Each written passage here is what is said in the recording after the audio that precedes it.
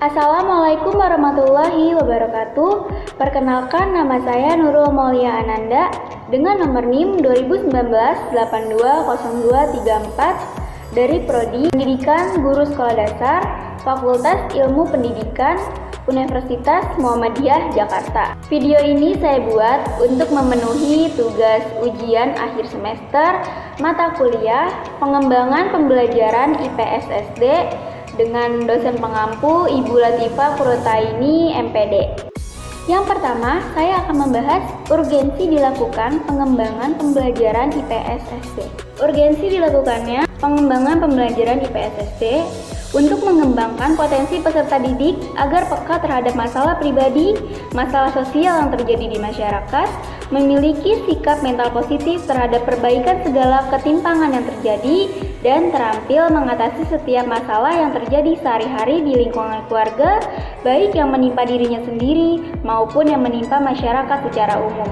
Hal-hal yang bisa dijadikan dasar pengembangan dalam pembelajaran itu banyak sekali. Yang pertama itu guru harus melihat kompetensi siswa, sejauh mana siswa bisa mengikuti pembelajaran dengan baik.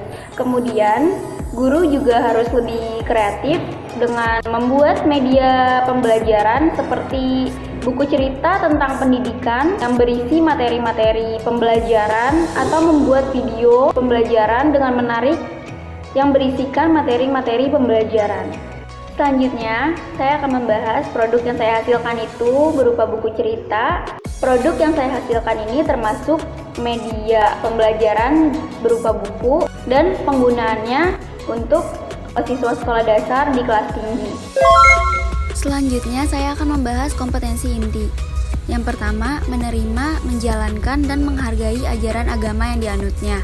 Yang kedua, menunjukkan perilaku jujur, disiplin, tanggung jawab, santun, peduli, dan percaya diri dalam berinteraksi dengan keluarga, teman, guru, dan tetangganya, serta cinta tanah air.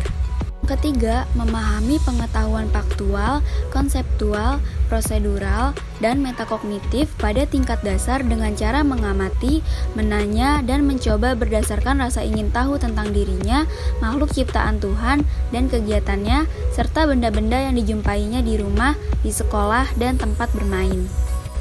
Dan yang keempat, menunjukkan keterampilan berpikir dan bertindak kreatif, produktif, kritis, mandiri, kolaboratif, dan komunikatif.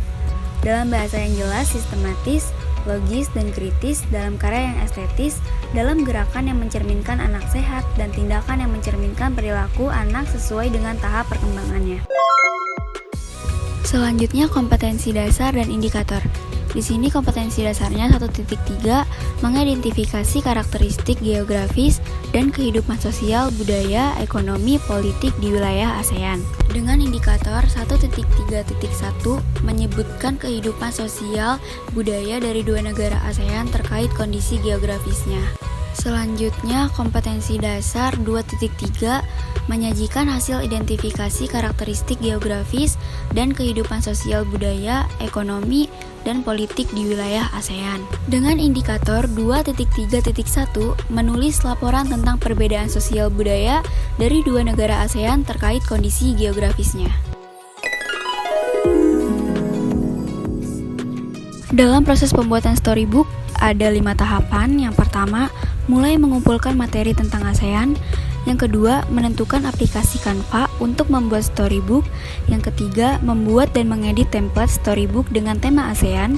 Yang keempat, pembuatan cover storybook.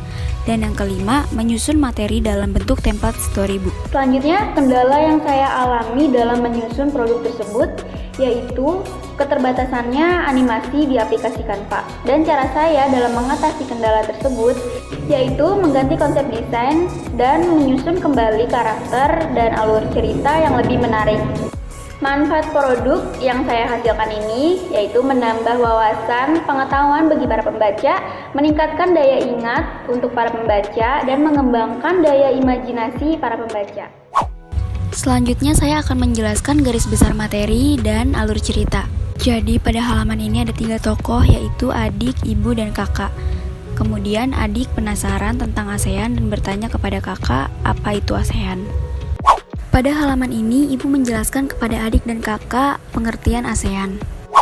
Kemudian ada 5 menteri dari 5 negara pendiri ASEAN, yaitu ada Malik dari Indonesia, Narkiso Eramos dari Filipina, Tun Abdul Razak dari Malaysia, S. Raja Ratnam dari Singapura, dan Tanat Koman dari Thailand.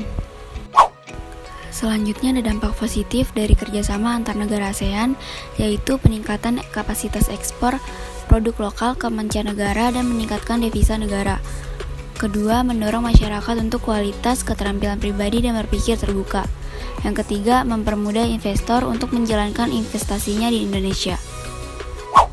Kemudian juga ada dampak negatifnya, yaitu terancamnya posisi industri lokal karena tidak sedikit produk luar negeri yang memiliki kualitas yang lebih dibanding dengan produk lokal. Kemudian sulitnya mendapatkan pekerjaan karena harus bersaing dengan masyarakat luar yang punya kualitas yang lebih baik. Kemudian adanya eksploitasi sumber daya alam dan sumber daya manusia di Indonesia. Selanjutnya pada halaman ini adalah latar belakang dibentuknya ASEAN. Yang pertama ada persamaan geografis, yang kedua persamaan budaya, yang ketiga persamaan kepentingan, dan yang terakhir yang keempat yaitu persamaan nasib. Selanjutnya pada halaman ini adik dan kakak mengakhiri percakapan mereka tentang ASEAN. Saya persilakan kepada teman-teman sekalian untuk memberikan komentar, kritik, dan saran tentang buku ASEAN yang sudah saya buat. Terima kasih. Cukup sekian penjelasan dari saya, kurang lebihnya mohon maaf. Wassalamualaikum warahmatullahi wabarakatuh.